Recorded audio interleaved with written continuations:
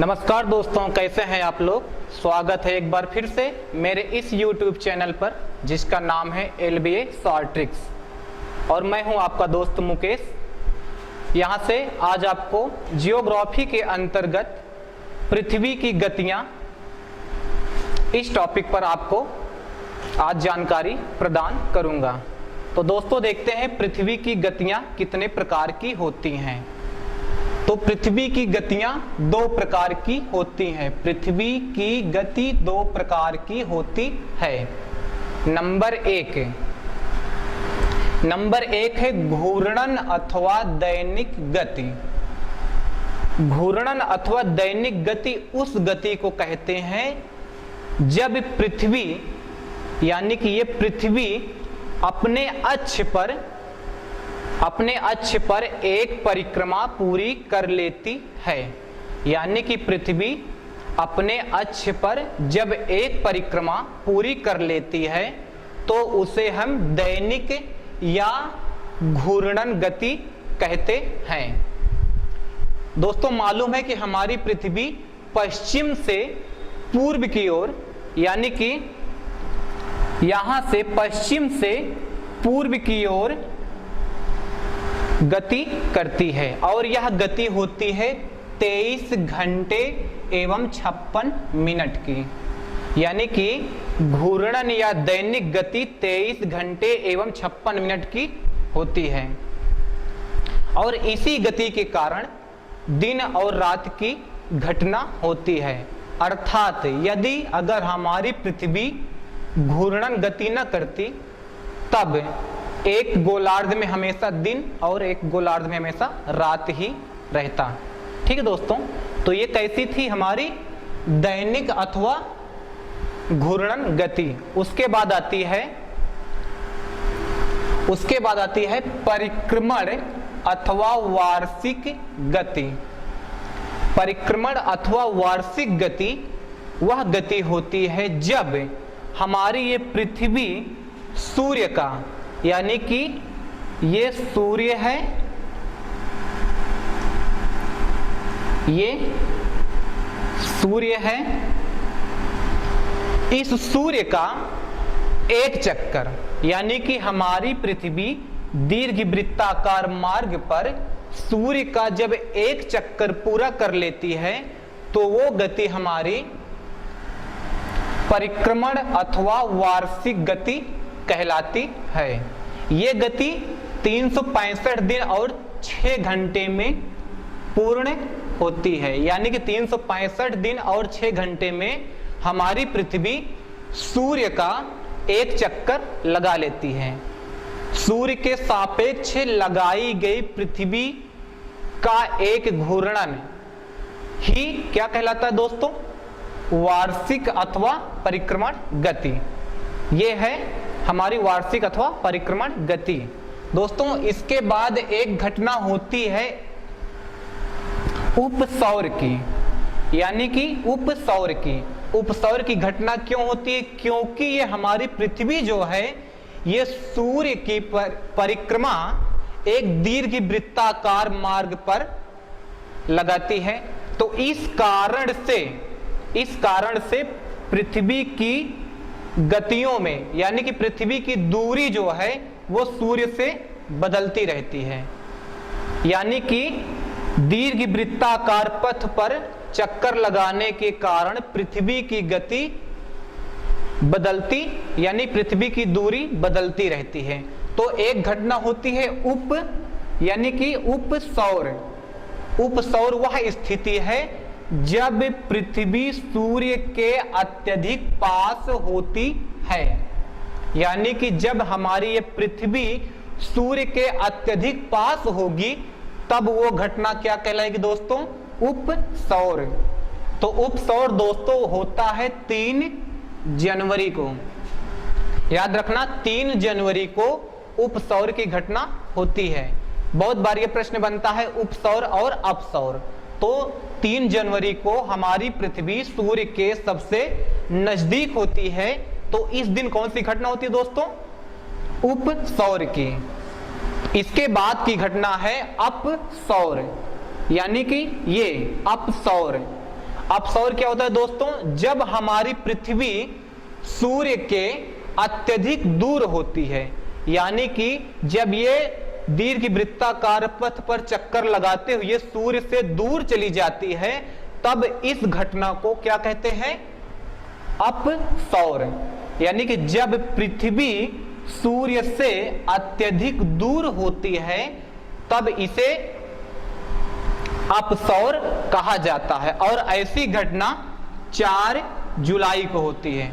तो दोस्तों 4 जुलाई को अपसौर की घटना होती है, क्योंकि इस डेट पर, इस तिथि को हमारी पृथ्वी सूर्य के अत्यधिक दूर, यानी सूर्य से अत्यधिक दूर होती है। तो दोस्तों अभी आपने देखा पृथ्वी की गति 2 प्रकार की होती है, घूर्णन अथवा दैनिक गति। ये 23 घंटे एवं 56 मिनट की होती है। इसी अवधि में दिन और रात की घटना होती है। उसके बाद आता है परिक्रमण अथवा वार्षिक गति। यह समय 365 दिन और 6 घंटे में होता है, यानी कि सूर्य के सापेक्ष पृथ्वी का एक चक्कर ही क्या कहलाता है? परिक्रमण अथवा वार्षिक गति। उसके बाद उपसौर, जब पृथ्वी सूर्य के अत्यधिक पास होती है, और यह घटना 3 जनवरी को होती है।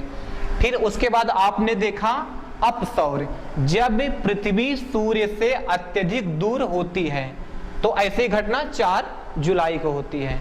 दोस्तों इसके बाद आता है दिन रात का छोटा बड़ा होना। दोस्तों दिन रात का छोटा बड़ा होना, यह घटना कैसे होती है? दोस्तों अगर जो हमारी पृथ्वी है यह अगर लंबवत होती, स्थिर होती, तो एक स्थान पर दिन बड़े और रात छोटे ही होते। इसका जो परिक्रमण है, ये जो घूमती रहती है, इसी के कारण दिन और रात की घटना होती है। दोस्तों देखते हैं इसमें पहला क्या है? जब सूर्य, ये विषुवत रेखा है, यानी कि विषुवत रेखा, यानी कि यहां पर जब सूर्य, विषुवत रेखा पर सूर्य लंबवत चमकता है 21 मार्च को, यानी कि 21 मार्च को सूर्य यहां पर विषुवत रेखा में लंबवत चमकता है। तो इस दिन विषुवत रेखा पर लंबवत चमकने के बाद सूर्य उत्तर की ओर बढ़ना प्रारंभ करता है, यानी कि 21 मार्च को दोस्तों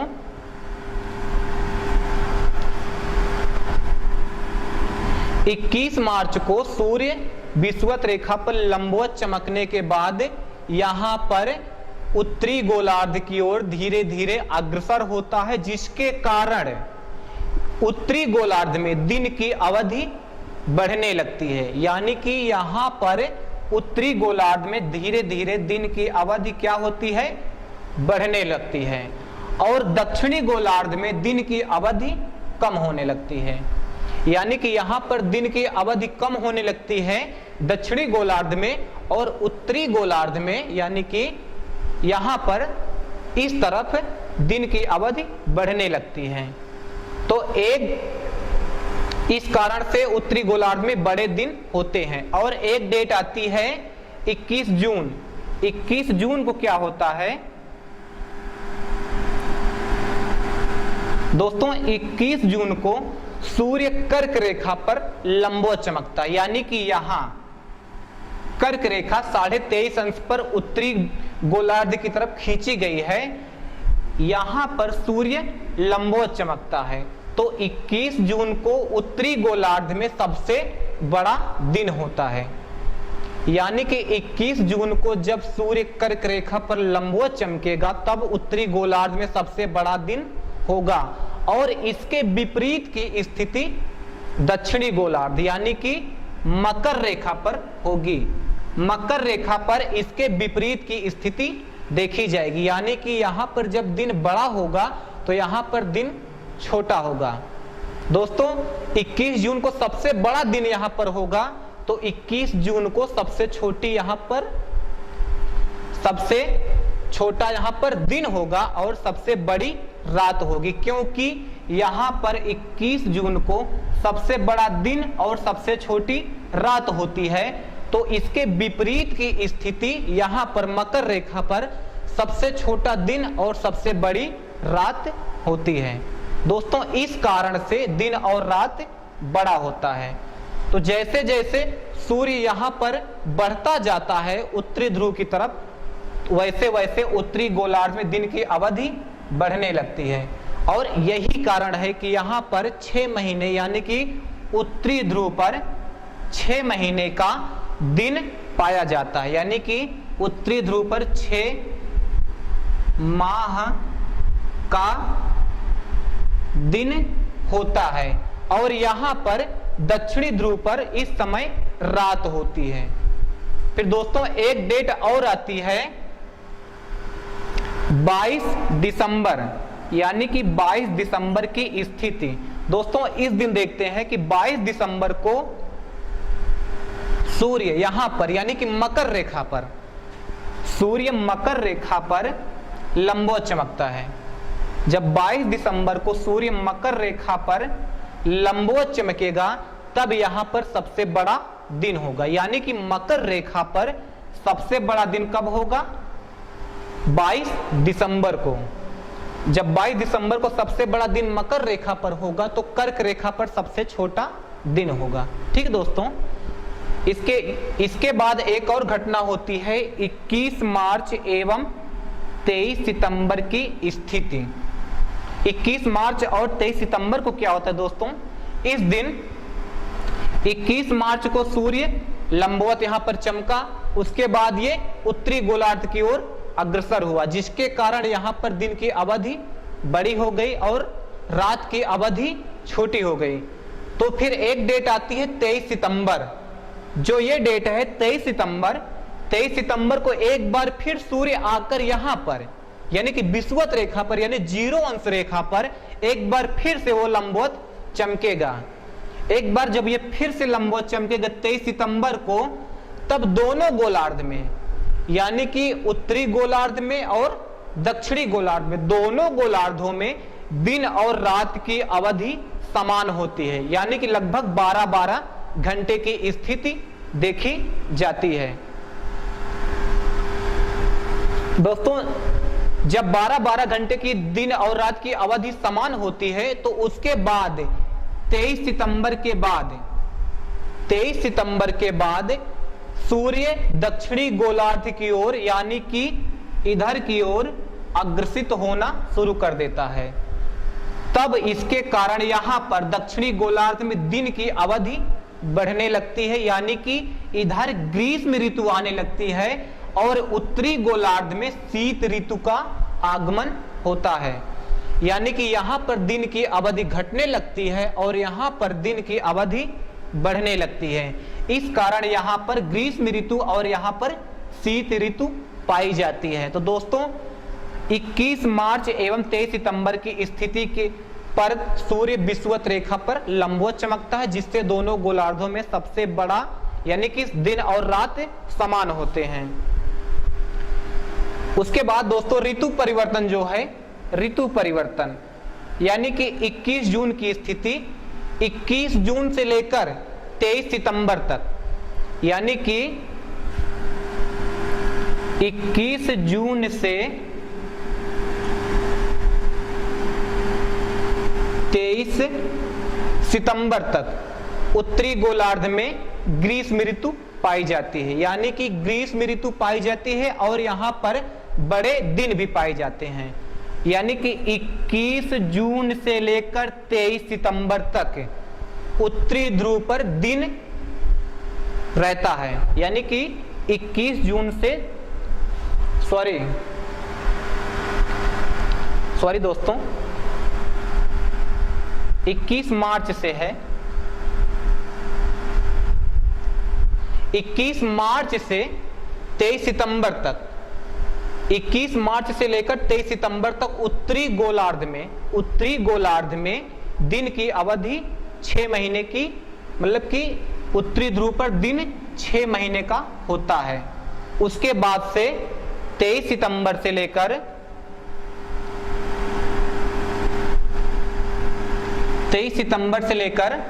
21 मार्च तक 21 मार्च तक दक्षिणी ध्रुव पर 6 महीने का दिन पाया जाता है। जब दक्षिणी ध्रुव पर 6 महीने का दिन होगा तो उत्तरी ध्रुव पर 6 महीने की रात होगी। तो दोस्तों ये स्थितियां हैं, यानी कि 23 सितंबर से 21 मार्च तक दक्षिणी ध्रुव 6 महीने का प्रकाश प्राप्त करता है और 21 मार्च से लेकर 23 सितंबर तक उत्तरी ध्रुव 6 महीने का प्रकाश प्राप्त करता है। दोस्तों अभी आपने देखा कि ऋतु परिवर्तन कैसे होते हैं। 21 जून को कौन सी घटना होती है, 22 दिसंबर को कौन सी घटना होती है और 21 मार्च एवं 23 सितंबर की स्थिति पर क्या होता है। तो दोस्तों 21 जून को उत्तरी गोलार्ध में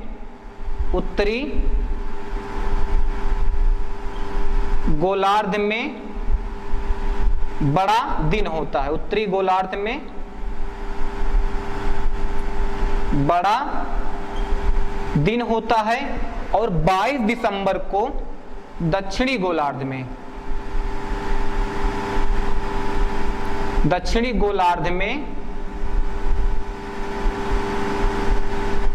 बड़ा दिन होता है। यानी कि इन दो डेट पर उत्तरी गोलार्ध में जब बड़ा दिन होगा तो दक्षिणी गोलार्ध में छोटा दिन होगा। दोस्तों ये वीडियो अगर हमें आपको पसंद आया हो तो इसको ज्यादा से ज्यादा शेयर करिए। मेरे इस चैनल को अगर आप सब्सक्राइब अभी तक नहीं किए हो तो आप सब्सक्राइब कर सकते हैं, लाइक कर सकते हैं, कमेंट में जो कुछ लिखना हो लिख सकते हैं। अगर पसंद ना आया हो तो डिसलाइक भी कर सकते हैं। दोस्तों धन्यवाद। अगली मुलाकात आपको जल्द ही एक नए वीडियो के माध्यम से होगी। Thank you.